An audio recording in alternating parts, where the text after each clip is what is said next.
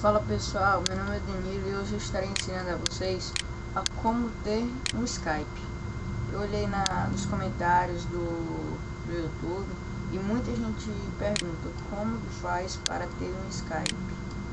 Primeiramente, vocês vão num site muito conhecido chamado Baixa Aqui, eu vou estar deixando aqui, ó, www.baixaqui.com.br. Vocês vêm aqui,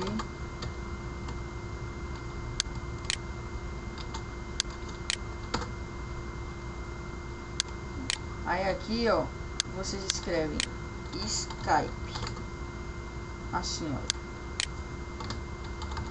Skype. Aí, ó, vai ter esse daqui, ó. Vocês clicam aqui, clique para baixar. Vou baixar também. O meu é diferente, ó, porque o meu é a internet do Chrome, mas vocês vai aparecer um quadradinho aqui. Aí vai aparecer salvar. Pronto, ó, é tão leve, ó, que já baixou o meu. Executar, português brasileiro, concordo. Iniciando. Vou dar um pause aqui, que pode demorar um pouco. Pronto pessoal, faltam 14 segundos.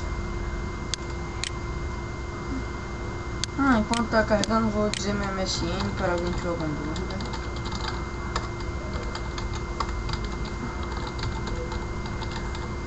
Danilo_tamorejo@hotmail.com, beleza?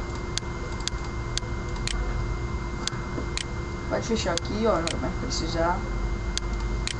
Ó, alguns minutos. Ó, só isso aqui. Vou dar outro pause aqui. Não precisa nem dar pause, 30 segundos.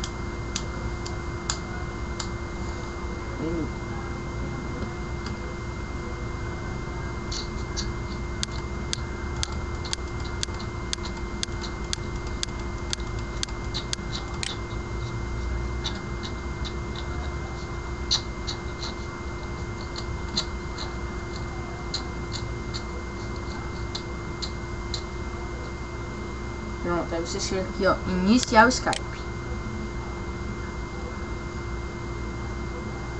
Conectando.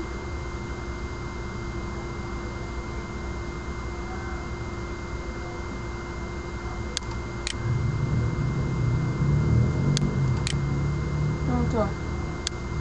Tá aqui o Skype. Beleza? Pronto, obrigado por verem a minha videoaula e obrigado, valeu.